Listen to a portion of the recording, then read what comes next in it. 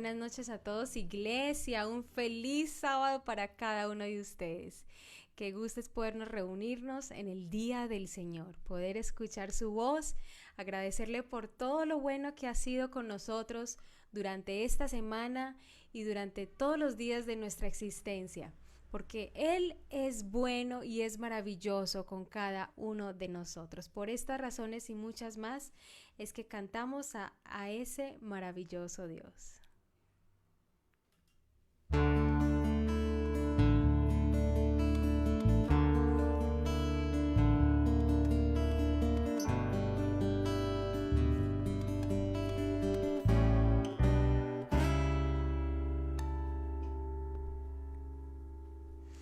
Nos prometió que sería nuestra ayuda, Dios de poder y príncipe de paz. Nos prometió que sería nuestro Padre y nos ama con amor que no acabará.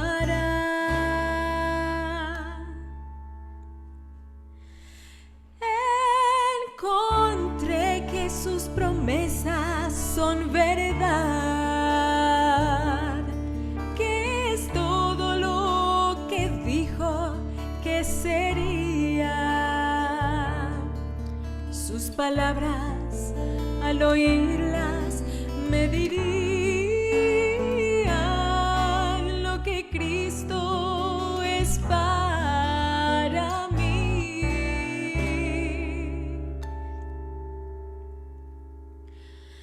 Maravilloso es Él, no lo puedo creer. Maravilloso es, pues su amor demostró en una cruz para salvar.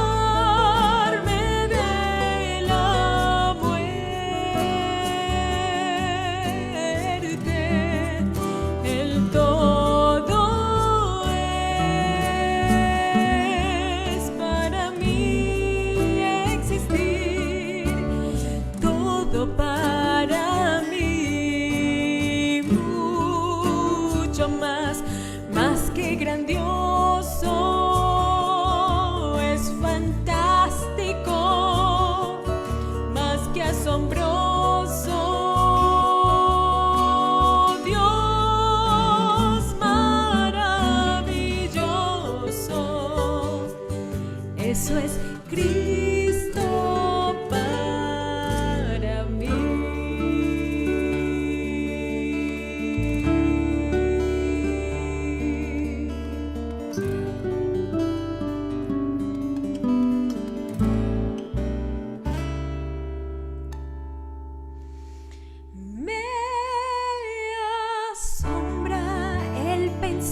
Que el Rey de Gloria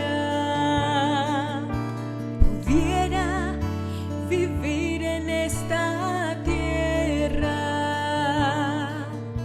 Me asombra el saber lo que ha hecho al morir en el Calvario por mí.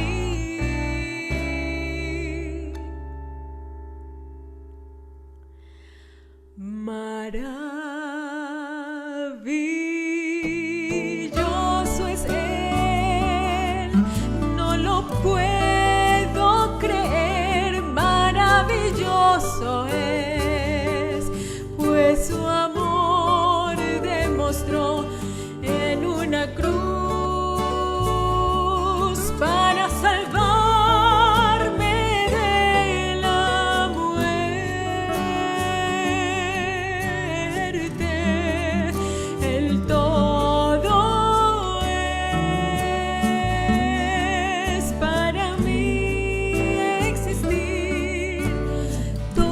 Para mí, mucho más que grandioso, es fantástico.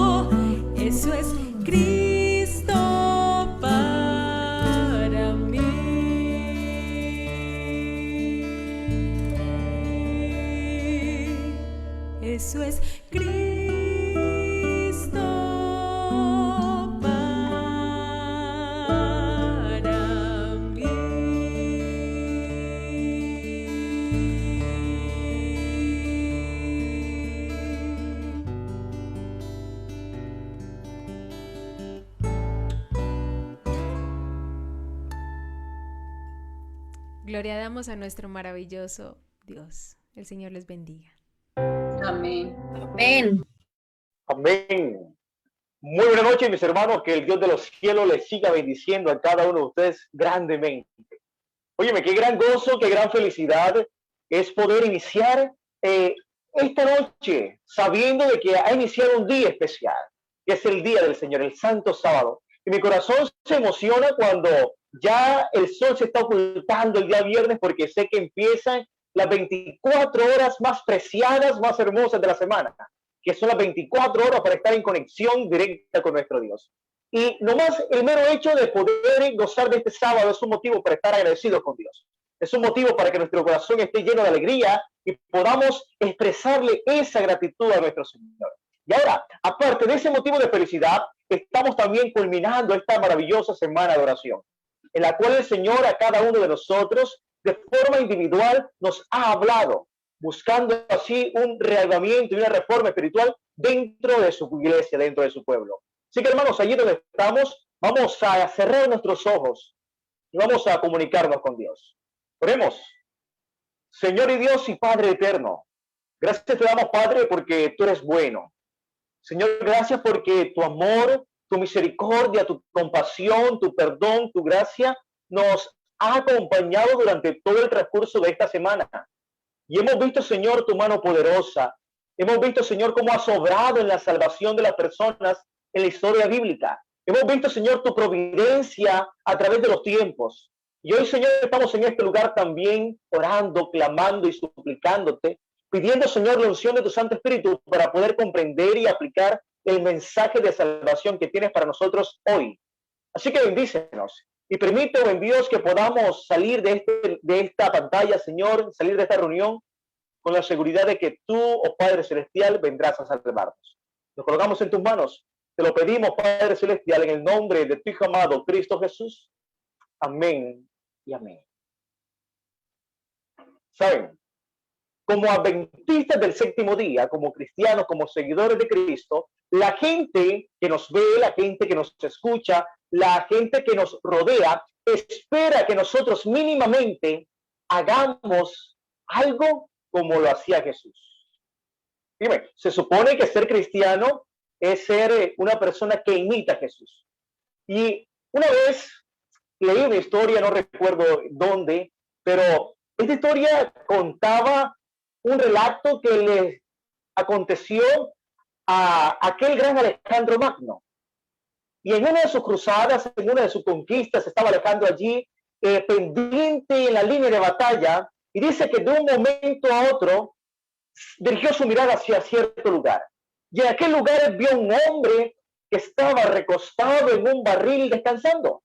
Así que Alejandro, indignado por la situación en medio de la batalla, decide ir donde estaba aquel muchacho, pateó su barril y le pregunta: muchacho, ¿cómo te llamas? El muchacho contesta, nervioso, asustado, mirando los ojos a Alejandro, le dice: señor Alejandro. Así que Alejandro nuevamente patea el barril con más indignación, le pregunta: ¿cuál es tu nombre? ¿Cómo te llamas? Y aquel muchacho nuevamente responde: Alejandro, mi señor. Por tercera vez, Alejandro, mirando los ojos de este muchacho, lanza una frase impactante y le dice: o cambias de nombre o cambias de actitud. Aquel muchacho poseía un nombre de una persona grande, de un conquistador, de un hombre valiente, pero su actitud era totalmente lo contrario. Hoy nosotros nos hacemos llamar cristianos y quizás estamos dormidos en el barril. Y hoy necesitamos cambiar de nombre o cambiar de actitud. Quiero que abramos nuestras Biblias. Vayamos al libro de Marcos, capítulo 9, versículo 14 en adelante. Libro de Marcos, capítulo 9, versículo 14 en adelante. Marcos capítulo 9, versículo 14 en adelante, me dice a mí el texto bíblico. Y este relato, esta historia, es posterior a un evento magnífico, de un evento grande, magno, de parte de Jesús. Ha sido un proceso espiritual grande para Jesús. Y los discípulos estaban abajo esperando al maestro. Dice el versículo 14, cuando llegó a donde estaban ellos, cuando llegó Jesús, donde estaban los discípulos, vio una gran multitud alrededor de ellos y escribas que discutían con ellos. Enseguida, toda la gente viéndolo se asombró y corriendo a él lo saludaron. Miren ustedes esta escena. Jesús venía de la transfiguración, los discípulos habían quedado abajo esperando a Jesús, y cuando Jesús venía bajando, vio que los discípulos, sus seguidores, los que habían estado con Jesús, los que veían los milagros de Jesús, los que eran imitadores de Jesús, estaban rodeados de los escribas, estaban rodeados de una multitud que los señalaba, que los criticaba, que los acusaba, que los estaba humillando, que estaba allí por debateando su ministerio, porque la gente estaba indignada por lo que no pudieron hacer los discípulos. Ahora, cuando la gente vio a Jesús, cambia su atención y colocan su mirada en Jesús. Y ahora Jesús lanza una pregunta interesante. Versículo 16. Él les preguntó, ¿qué discutís con ellos? Esta pregunta no fue hecha para la multitud, esta pregunta no fue hecha para los escribas, esta pregunta fue una pregunta directa para los discípulos de Jesús. Había un hombre que tenía una problemática de salud con su hijo, y esta problemática no solamente era física, sino que también era espiritual. Y este hombre había escuchado que Jesús sanaba, que Jesús restauraba, que Jesús echaba fuera demonios, que Jesús hacía milagros. Y este hombre decidió llevar su problema, decidió llevar a su hijo a Jesús. Pero como Jesús estaba lleno de transfiguración, se encontró con los discípulos de Jesús. Y este hombre dijo en su mente, me imagino yo, si estos hombres andan con Jesús, caminan con Jesús, ven los milagros que hace Jesús, son los discípulos de Jesús, deben hacer mínimamente lo que Jesús hace. Y dejó su problema en las manos de los discípulos. ¿Sabes? Muchas personas tienen un problema, tratan de llevar su problema a Jesús, pero realmente se lo dejan a los discípulos de Jesús. Hoy el mundo está lleno de personas decepcionadas porque tienen un problema, no lo llevan a Jesús, sino que lo llevan a los discípulos de Jesús. Y me voy de la iglesia porque el discípulo de Jesús, que es el hermano de la iglesia, me miró mal. Y me voy de la iglesia porque los discípulos de Jesús, que es el hermano de la iglesia, hoy no me habló. Y me voy de la iglesia porque los discípulos de Jesús, que son los hermanos de la iglesia, hoy tuvo una actitud distinta conmigo. Y me voy de la iglesia porque los discípulos de Jesús, que puede ser el pastor o puede ser anciano, está obrando mal como líder. Y el problema, mis hermanos, es que hoy estamos llevando nuestros problemas no a Jesús, que puede darle solución, sino a los discípulos de Jesús. Y nosotros como discípulos de Jesús estamos andando con Jesús, caminamos con Jesús, vemos los milagros de Jesús, tenemos la teoría de quién es Jesús, pero hemos olvidado vivir realmente como Jesús desea que nosotros vivamos. Y cuando nosotros vivimos un cristianismo tibio, cuando nosotros vivimos un cristianismo falso, cuando nosotros vivimos un cristianismo sin el poder del Santo Espíritu de Dios, en la iglesia, en nuestra vida, en nuestra comunidad, en nuestra familia, hay problemas porque nosotros no hacemos lo mismo que hace Jesús. Jesús nos invita a que seamos pacificadores, lo dijo en el Sermón del Monte, y nosotros hacemos guerra. Jesús nos invita a que hablemos con paz y nosotros hablamos con disputa. Jesús nos invita a que seamos amables, pero nosotros muchas veces somos toscos. Y ahora, cuando Jesús realiza esta pregunta a sus discípulos, los discípulos avergonzados, los discípulos con miedo, los discípulos con temor por lo que había pasado, enmudecieron. Y me dice a mí el versículo 17, respondiendo uno de la multitud, que era el que estaba afectado, dijo, Maestro, traje a ti mi hijo que tiene un espíritu mudo, el cual donde quiera que lo toma, lo sacude, echa espumarajos, cruje los dientes y se va secando. Dije a tus discípulos que lo echasen fuera, pero no pudieron. Ay, ay, ay. Pero ¿por qué no pudieron los discípulos?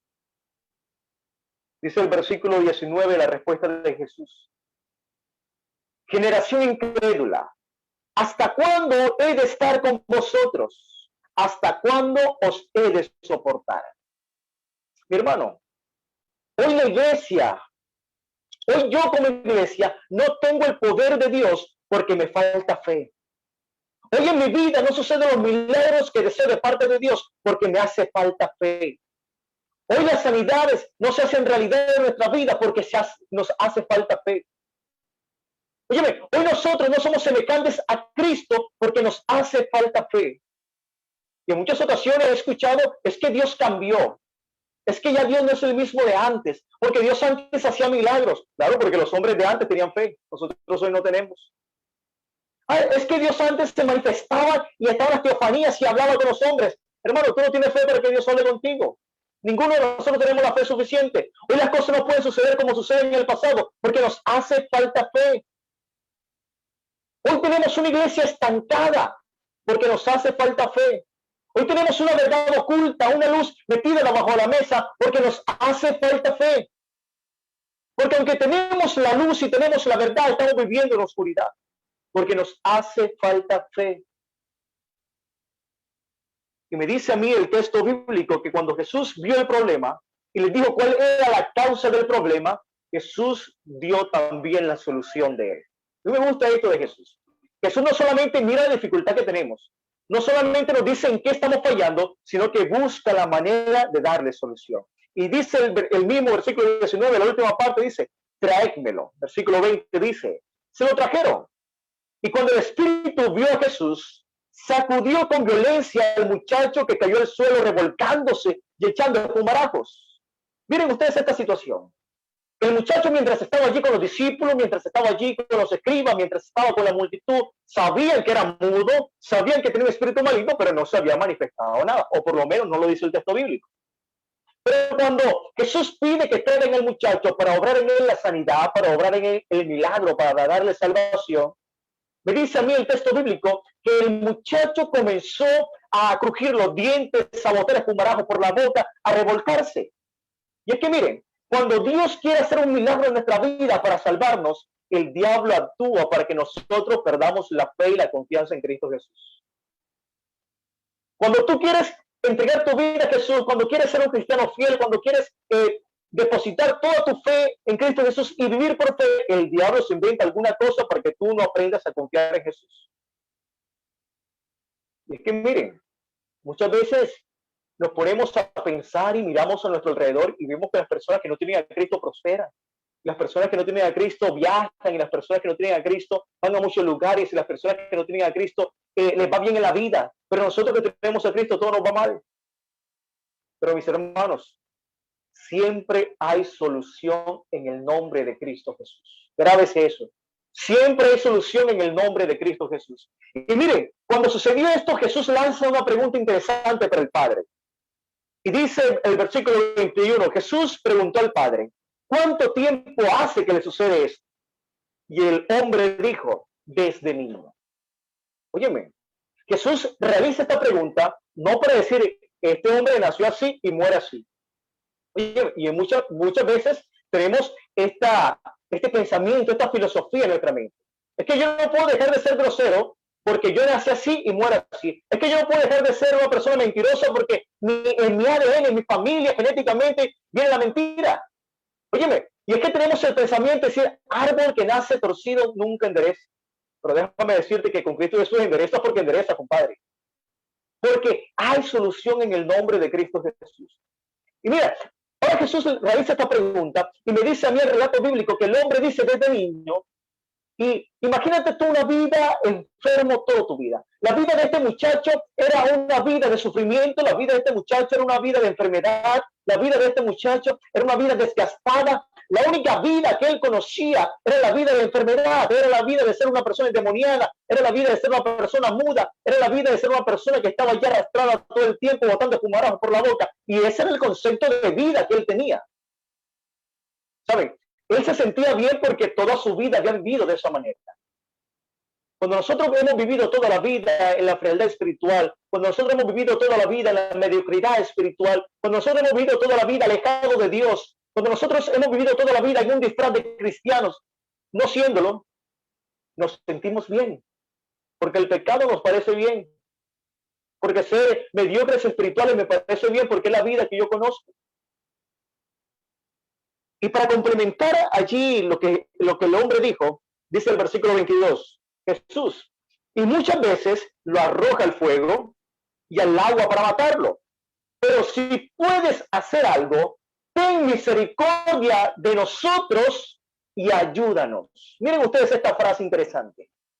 El que estaba enfermo era el muchacho, el que estaba sufriendo era el muchacho, quien tenía la necesidad era el muchacho, quien tenía el demonio era el muchacho, quien necesitaba que surgiese el milagro era el muchacho, quien iba a ser el beneficiado era el muchacho. Pero ahora papá, cuando se encuentra con Jesús, le dice, Jesús, si puedes hacer algo, ten misericordia de mi hijo y de mí y ayúdanos. Mi hermano, muchas veces vivimos nuestra vida pensando que el problema de mi vida es el hijo que tengo enfermo.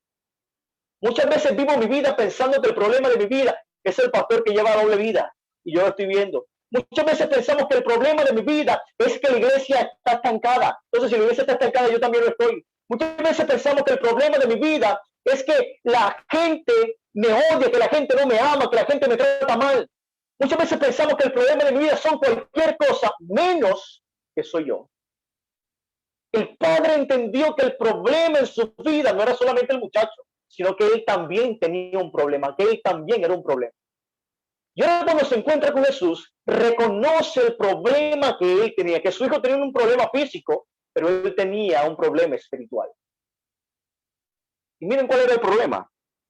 Dice el versículo siguiente, versículo 23, Jesús le dijo, si puedes creer, al que cree, todo le es posible. Grábese eso. Si puedes creer, al que cree, todo le es posible. ¿Qué cosa?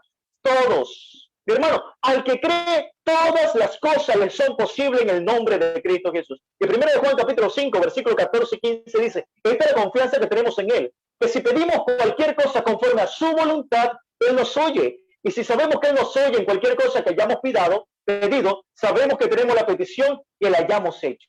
Mi hermano, si tienes fe, al que cree, todas las cosas le son posibles. Si tienes fe, todo lo que pidáis conforme a la voluntad de Dios se realizará en tu vida.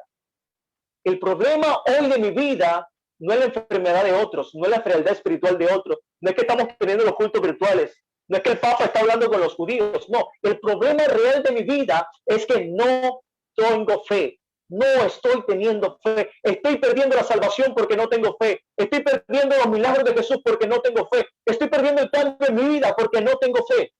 Y ahora el papá reconoce algo interesante. Dice el versículo 24. Inmediatamente el padre del muchacho clamó y dijo, Señor, creo, pero ayuda a mi incredulidad. Alabado sea el nombre de Dios. Óyeme, Señor, creo, pero ayuda a mi incredulidad. Señor, creo, tengo fe porque te traje a mi hijo, porque sé que puedes hacer un milagro, pero reconozco que mi fe no es suficiente. Señor, creo porque he escuchado que tú cambias vidas, pero mi fe no es suficiente. Señor, creo, pero me he dado cuenta que no tengo la fe genuina. Ayuda a mi incredulidad. Alabado sea el nombre de Dios. Oye, mis hermanos, hoy nosotros hemos creído porque estamos aquí escuchando este mensaje. Hemos creído porque hemos entregado nuestra vida al Señor.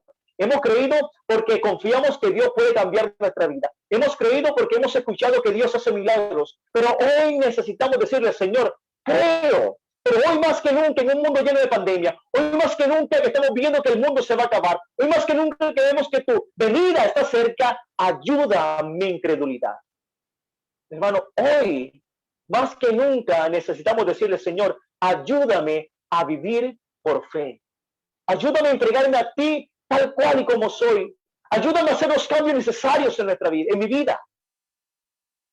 Muchas veces pensamos que porque somos adventistas de antaños, porque venimos de generación en generación, creemos que la santidad se hereda. No.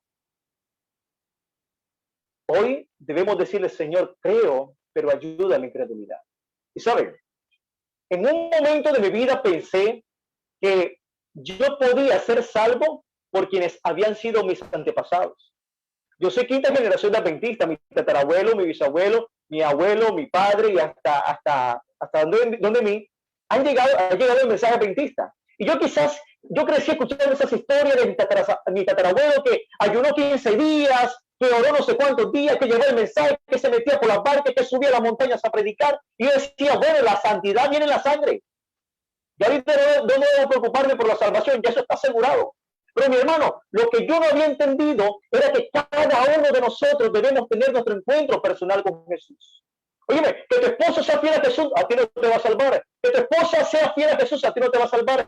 Que tu esposa tenga ya callos en las rodillas por estar orando, eso a ti no te va a salvar. Ten tú mismo tu encuentro personal con Cristo Jesús. Hoy debemos decirle solos a Jesús, creo, pero ayuda mi incredulidad. Y a mí me gusta lo que dice 2 de Corintios capítulo 12, versículo 9. Vayamos allí. Segunda de Corintios, capítulo 12, versículo 9.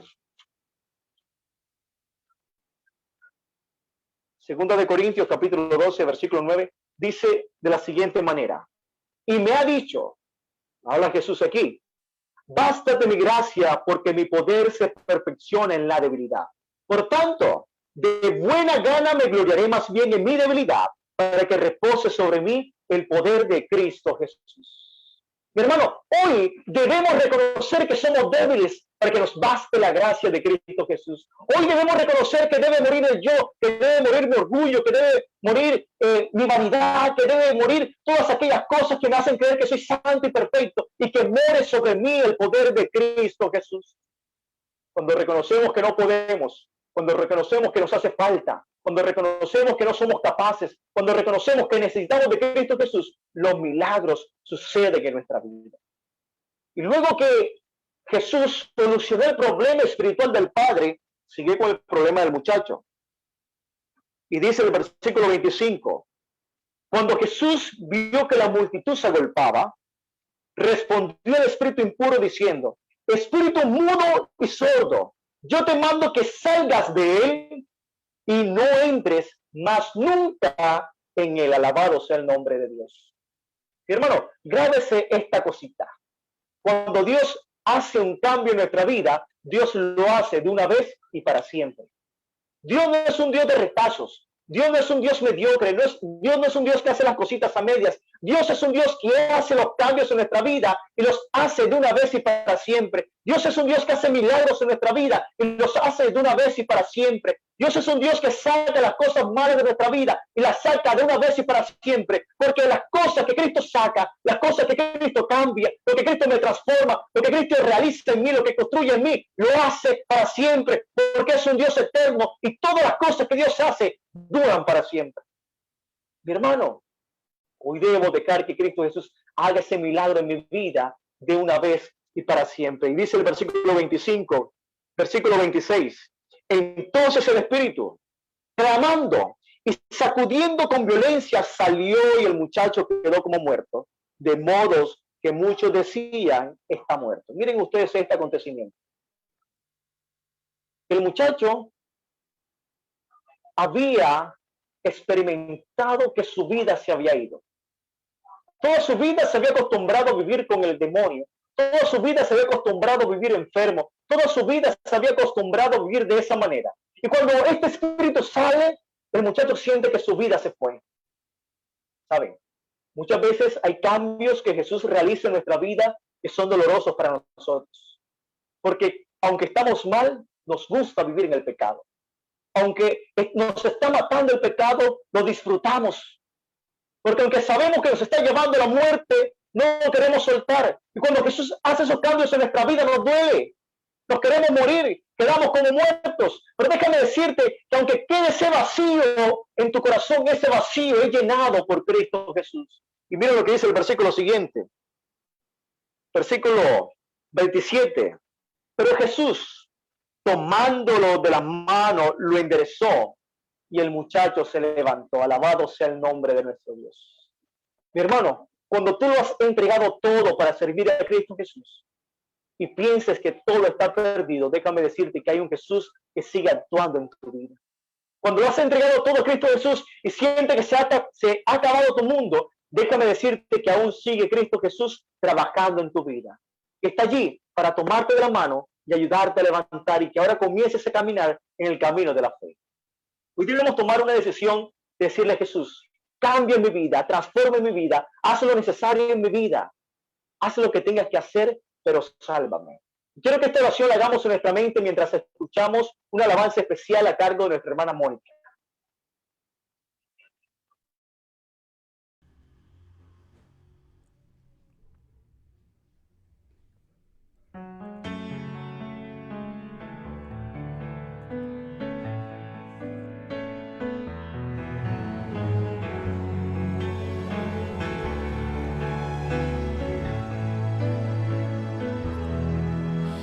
Preciso mojar los pies para que un milagro veas y tocar sus vestidos para sentir su poder.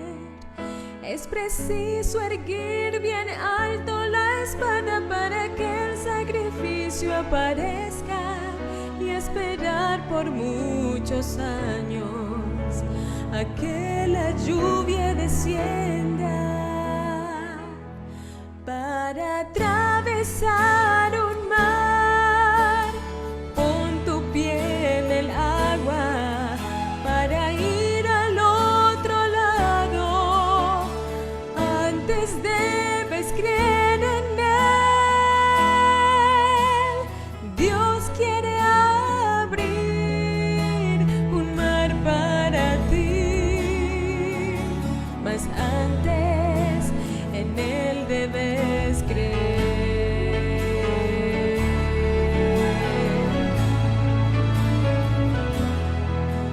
Es preciso sumergirse una séptima vez y clamar más alto que el mundo para ver la sanidad. Es preciso ver la cruz para tornarse en un nuevo ser y esperar un poco más al regreso de Jesús. Para atravesar un mar, pon tu pie en el agua para ir al otro lado. Antes debes creer en Él. Dios quiere abrir un mar para ti, mas antes en Él debes creer. Sin fe imposible es acercarse a Dios. Por la fe nuestros pies van a tocar tierra firme en medio del mar.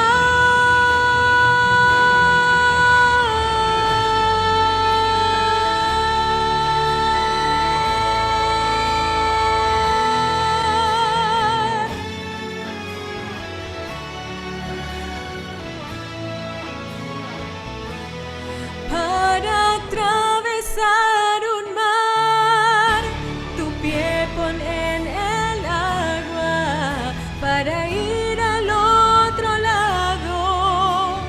Antes debes creer en Él. Dios quiere abrir un mar para ti, mas antes en Él debes creer.